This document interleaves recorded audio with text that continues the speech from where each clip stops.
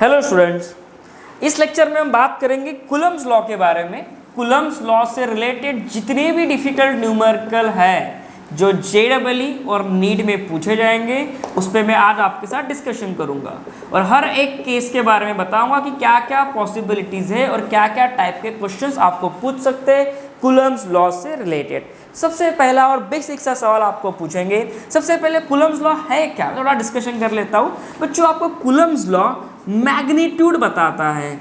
किस चीज़ का मैग्नीट्यूड बताता है? अगर मैंने दो चार्जेस ले लिए तो दो चार्जेस में एक तो रिपल्शन होगा या फिर अट्रैक्शन होगा, यही केस पॉसिबल है। अब कूलम्स लॉ आपको ये बताता है कि भाई मैग्नीट्यूड कितना है। अगर रिपेल कर रहा है मतलब कुछ ना कुछ फोर्स लग रहा होगा, कुछ ना कुछ फोर्स लग रहा है मतलब कुछ ना कुछ न्यूटन में उसकी वैल्यू होगी, 100 न्यूटन, 200 न्यूटन, 300 न्यूटन। तो वो वैल्यू या मैग्नीट्यूड हमें कूलम्स लॉ देता है। तो कूलम्स लॉ का पहले बेसिक सा फॉर्मूला देख लो, 1/4πε0 multiplied by Q1 Q2 bye r²। ये बेसिक सा फॉर्मूला है किसका? कूलम्स लॉ का। अब 1/4πε0 क्या होता है बच्चों? ये कांस्टेंट टर्म होती है और इसकी वैल्यू होती है 9 × 10⁹ न्यूटन मीटर स्क्वायर पर कूलम स्क्वायर। ये इसका यूनिट और इसकी वैल्यू है 1/4πε0 की। सेकेंड, इसके बाद बच्चों अभी Q1 Q2 क्या है? Q1 Q2 आपके चार्जेस हैं। Q1 Q2 आपको क्या दिए गए हैं? चार्जेस। सेकेंड, ये R क्या है? R बच्चों डिस्टेंस बिटवीन टू चार्जेस। चलो अब मैं आपको एक एक क्वेश्चंस करवाता हूँ। जेईई और नीट में जो भी क्वेश्चंस पूछे गए हैं मैं एक एक स्टैंडर्ड क्वेश्चंस लेता हूँ और आपको मैं गारंटी देता हूँ जब आप लेक्चर खत्म करोगे इसको देखने के बाद आपको कुछ भी डाउट नहीं रहेगा कूलम्स लॉ से रिलेटेड या कूलम्स लॉ के न्यूमेरिकल्स पे। देखो अब मैं पहला क्वेश्चन लेता हूँ यहाँ पे। सबसे पहला क्वेश्चन मैं लूँगा बच्चों डीसी पांडे का। डीसी पांडे में हमें गिवन है कुछ क्वेश्चंस। देखो अब ये क्वेश्चन क्या कहता है, आपको एक चार्ज दिया गया है +4q और एक चार्ज दिया है यहाँ पे +q। इन दोनों में डिस्टेंस दिया गया है बच्चों 3 मीटर। क्लियर? और अभी उन्होंने क्या किया, ये पहला चार्ज है, इसको मैं लिखता हूँ लगे तो फर्स्ट चार्ज Q1, इसको मैं लिखता हूँ सेकंड चार्ज Q2।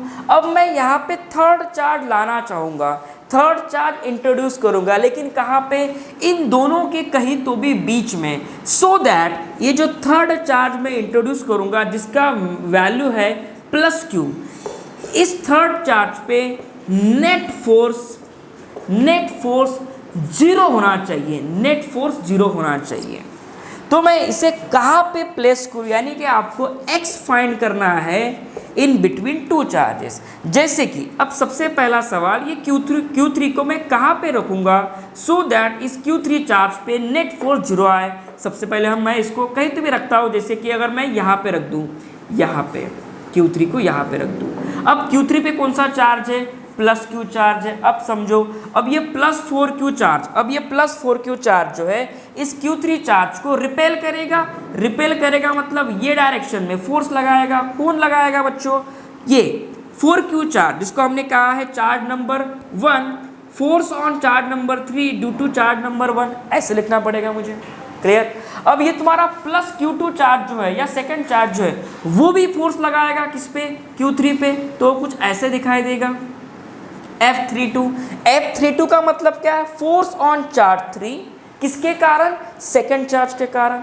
अब ये दोनों फोर्सेज जब बैलेंस होंगे, जब ये दोनों का मैग्नीट्यूड इक्वल होगा, यानी कि F32 और F31 इन दोनों का मैग्नीट्यूड जब इक्वल होगा तभी ये चार्ज तुम्हारा इस चार्ज पे नेट फोर्स क्या होगा? 0। यही तो क्वेश्चन है। अब मेरा सवाल ये है बच्चों, आप खुद लॉजिकली सोचो, बता दो मुझे कि ये Q3 को कहाँ रखूँ? 4q चार्ज के नज़दीक रखूँ कि ये Q2 चार्ज के नज़दीक रखूँ? तो इसका आंसर होगा बच्चों हमें ये Q3 को इससे तो दूर रखना पड़ेगा। क्यों दूर रखना पड़ेगा? क्योंकि तुम्हारा ये जो फर्स्ट चार्ज है +q, इसका मैग्नीट्यूड बहुत ज़्यादा है तो इसका फोर्स भी बहुत ज़्यादा होगा। जितना दूर रखोगे उतना डिस्टेंस बढ़ेगा और डिस्टेंस बढ़ने से फोर्स कम होगा। सिंपल फंडा है। तो ये चार्ज की वैल्यू वैसे भी कम है तो इसके नज़दीक भी रखोगे तो कोई दिक्कत नहीं आएगी। अब देखो, अब इस पोजीशन पे जब मैं रखूँगा, चलो इस डिस्टेंस को ले लेता हूँ मैं x। तो इस डिस्टेंस को क्या लेना पड़ेगा मुझे? 3 - x। अब फाइंड करते हैं। सबसे पहले बच्चों हम F32 फाइंड करते हैं। अब सर F32 क्या है? Force on charge 3, force on charge 3 due to charge 2। कैसे फाइंड करोगे? वही लॉजिक लगा के 1/4 pi epsilon naught multiplied by Q3 multiplied by Q2 divide by distance का स्क्वायर। अब इसको फिर से लिखते हैं हम 1/4 pi epsilon naught multiplied by Q3 क्या है आपका? Q3 मतलब है बच्चों, Q3 मतलब प्लस Q चार्ज दिया गया है, तो Q3 की जगह मैं लिखता हूँ प्लस Q। Q2 की जगह क्या लिख सकता हूँ मैं? Q2 की वैल्यू देख लो, प्लस Q अगेन अपॉन, इन दोनों में डिस्टेंस क्या है? Q3 और Q2 में x का डिस्टेंस दिया गया है, तो यहाँ पे मैं लिखता हूँ x स्क्वायर। सिंपल सा हमने क्या निकाल दिया? फोर्स निकाल दिया, किन दो चार्ज के बीच में? थर्ड और सेकंड के बीच में। चलो इसको मैं इक्वेशन 2 लिखता हूँ, सॉरी इक्वेशन 1 लिखता हूँ और इसको मैं साइड में रखता हूँ।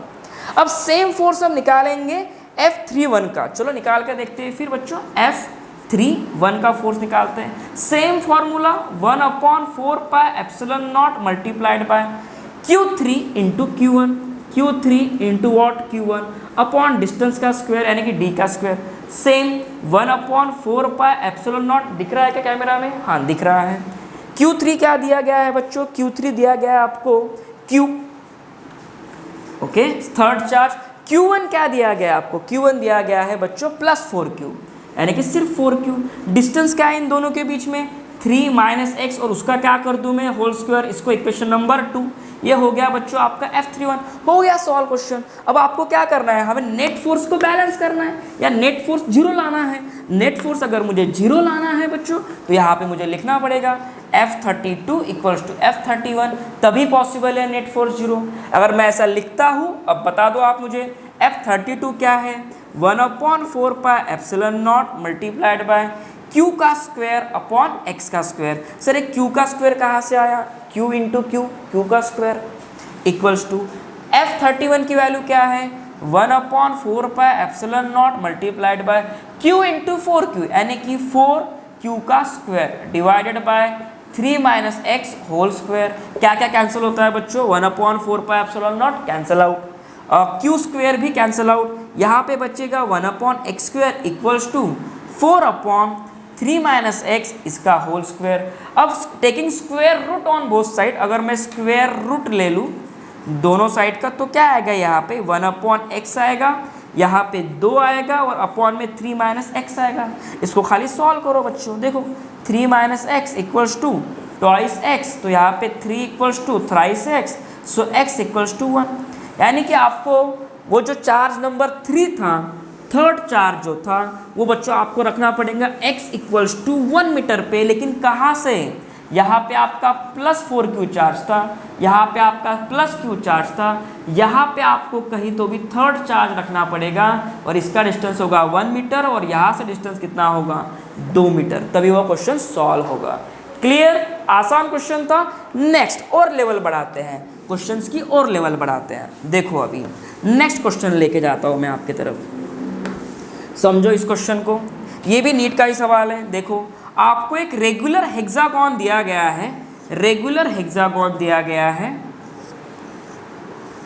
रेगुलर हेक्सागोन दिया गया है। अब उसने क्या किया है? 5 charges kept on vertices of hexagon.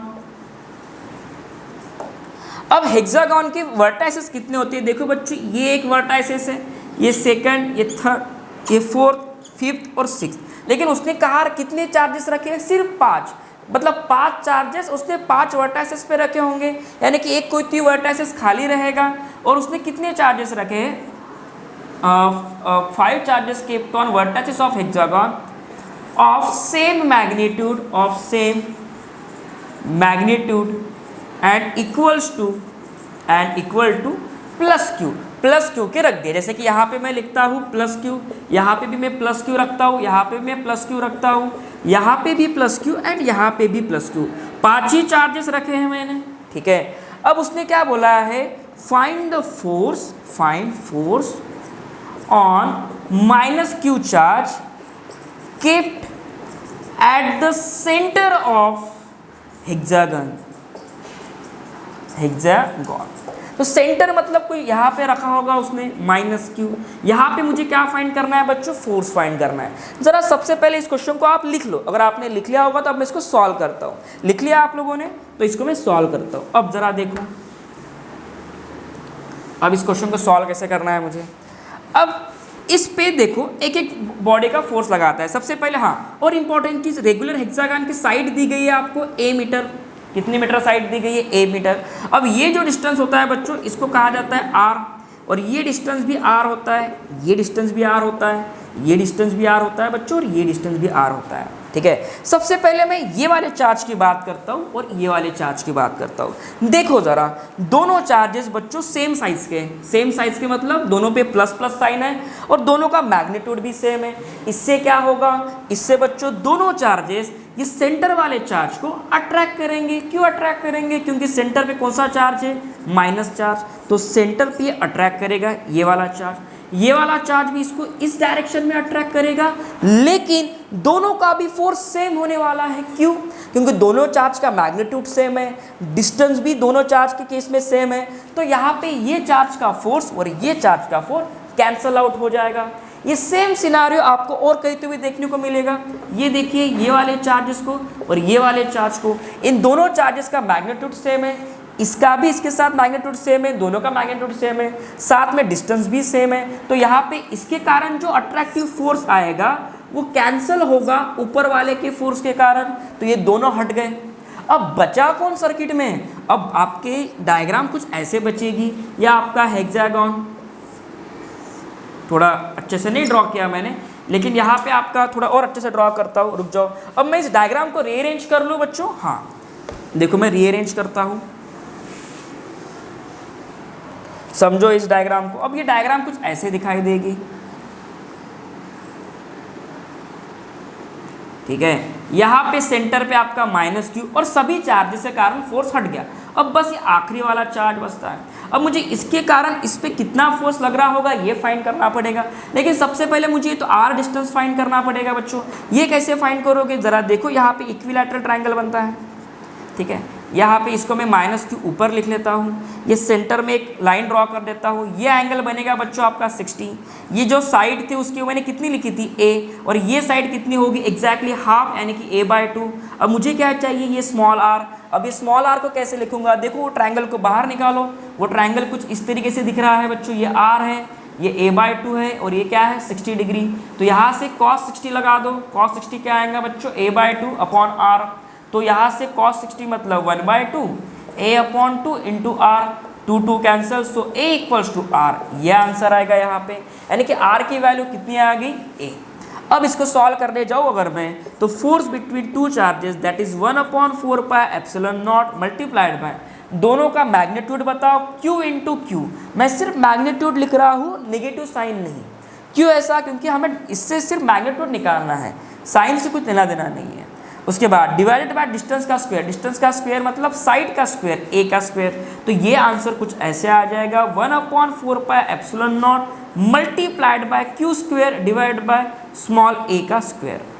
Clear. तो बड़ा इजी क्वेश्चन था ये तो बच्चों, लेकिन क्वेश्चन को सॉल्व कैसे करना है, अप्रोच कैसे होना चाहिए, मैं वो बता रहा हूँ।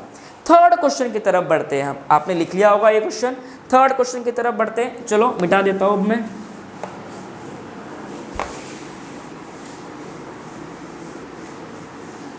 देखो, थर्ड क्वेश्चन कुछ इस तरीके से दिया गया है।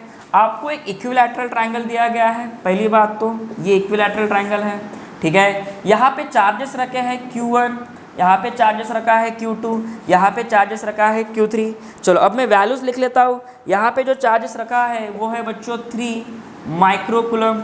यहाँ पे जो चार्ज रखा है बच्चों वो है -2 माइक्रोकुलम। और यहाँ पे Q3 का जो चार्ज रखा है वो है बच्चों 1 माइक्रोकुलम। ओके, तो आपको पूछा गया है, एक सेकंड, मैं इस डायग्राम को थोड़ा चेंज कर लेता हूँ। यहाँ पे 3 माइक्रोकुलम है और यहाँ पे बच्चों 1 माइक्रोकुलम है। आपको पूछा गया है find force on charge Q1, on charge what, Q1 charge पे मुझे फोर्स फाइंड करना है। सबसे पहले आपको साइड दी गई है, मैं थोड़ा वैल्यूज लिख लेता हूँ बच्चों। साइड दी गई है आपको 1 मीटर, ठीक है। इक्विलैटरल ट्रायंगल है तो सभी साइड सेम होनी चाहिए, 1 मीटर और ये भी साइड कितनी होगी 1 मीटर। तो बच्चों यहाँ पे सबसे पहले एंगल क्या होता है इक्विलैटरल ट्रायंगल का 60 डिग्री। लेकिन एंगल से सबसे पहले हमें चाहिए, मेरा कपड़ा कहाँ गया पूछने का, अच्छा अब हमें सबसे पहले चाहिए कि फोर्स की डायरेक्शन क्या होगी। अब ये समझो, मुझे देखने दो पहले कैमरा में अच्छे से दिख रहा है क्या ये पोर्शन, हाँ अब देखो मैं डायरेक्शन ड्रॉ करता हूँ फोर्स की। समझो यहाँ पे कौन सा चार्ज है बच्चों, +3 माइक्रोकूलम, यहाँ पे +1 माइक्रोकूलम, यहाँ पे -2 माइक्रोकूलम। अब समझो, अब ये Q3 का जो चार्ज है Q1 पे क्या लगाएगा फोर्स, किस डायरेक्शन में, रिपेल करेगा।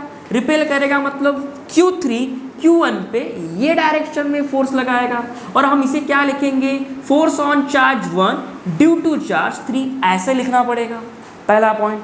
अब जरा Q2 को देखते हैं, Q2 Q1 पे कैसे फोर्स लगाएगा, कुछ अट्रैक्टिव फोर्स लगाएगा। क्यों ऐसा अट्रैक्टिव फोर्स लगाएगा, क्योंकि यहाँ पे निगेटिव साइन है और यहाँ पे पॉजिटिव चार्ज है, तो जब भी पॉजिटिव निगेटिव आते हैं एक दूसरे को अट्रैक्ट करते हैं, तो अट्रैक्ट करेंगे तो कुछ ऐसे करेंगे अट्रैक्ट।